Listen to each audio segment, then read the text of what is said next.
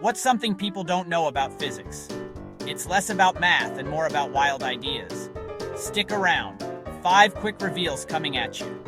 First, Galileo dropping balls from a tower. Same fall for all masses. Gravity isn't picky.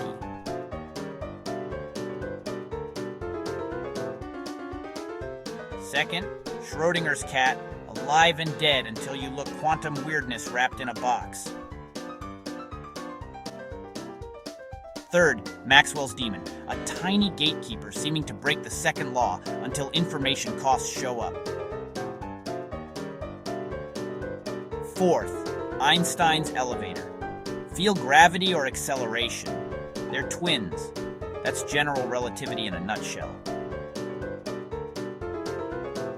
Fifth, the twin paradox. Travel fast, age slower.